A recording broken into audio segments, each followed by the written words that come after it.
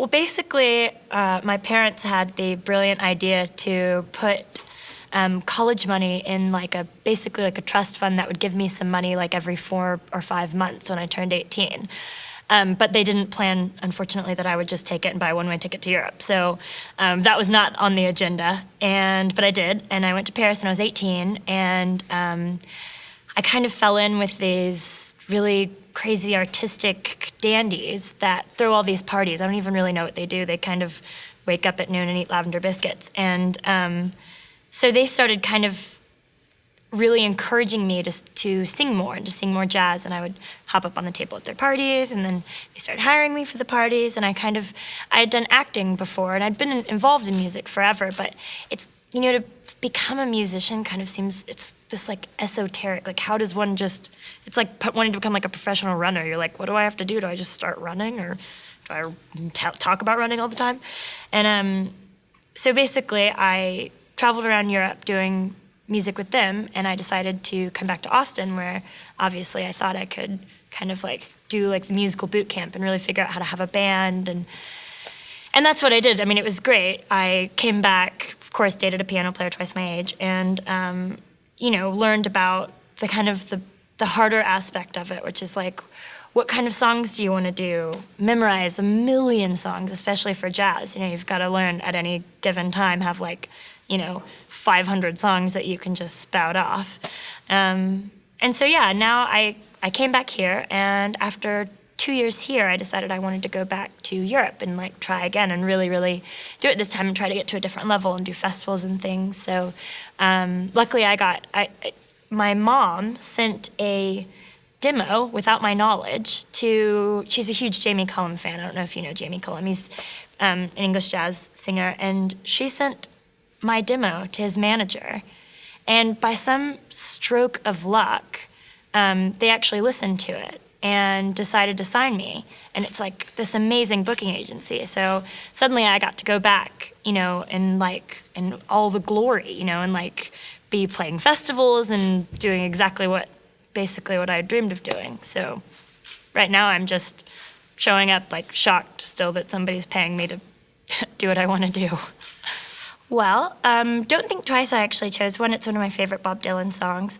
And we did an arrangement, and we kind of just stole a lot of chords from a song called Doxy, an old instrumental song, and kind of they happened to marry together really, really well. So it kind of turned into this cute little stride arrangement that now I open every show with.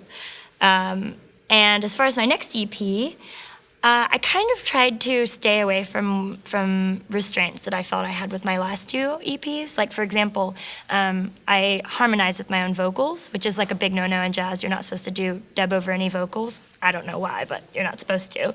And I was like, yeah, well, who cares? I'm producing this anyway, so I'll do whatever I want. So for example, for this one, this will be the first time not only that I'm doing an original song that's not really jazz at all. It's kind of just or heartbreaky song.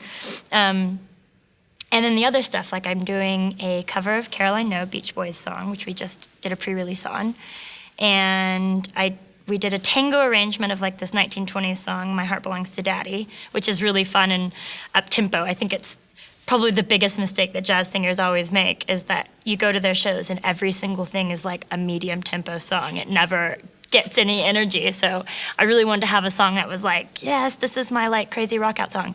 And then what else do we do? Oh, and then the one I'm really excited about is there's a Jackson 5 song that I've always loved called All I Do Is Think of You. And Jay Dilla, the hip hop artist, had actually done a great instrumental cover of it called Doing Out of the Heart. And I loved that song. And I found out about the Jackson 5 song years ago from hearing the Jay Dilla song.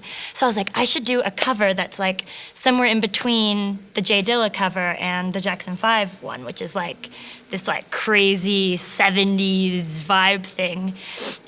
So I played at a festival in Sweden with these guys, his name Joe Sanders and Eric Harland, and they're like jazz kings. They played with Esperanza Spalding in their band, and blah, blah, blah. And we had such a great time, partying together in Sweden, that I was like, so I'm coming to New York. Do you think you'd want to record with me? And they were like, yeah, sure, we'll send you over our day rate. And I'm like, yeah, what about like not that? And so luckily I totally lucked out, and they were sweet enough to agree to play with me.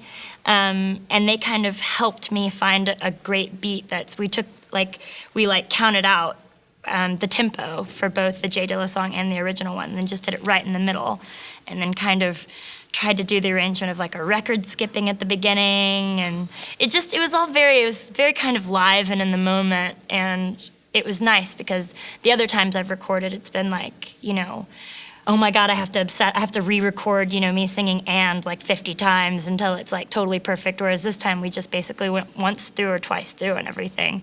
And so it was more exciting and more surprising at the end when we were, mixing and stuff, because I wasn't even really that familiar with what we'd recorded. Hi, this is Hailey Tuck, and you're watching GRAMMY Pro.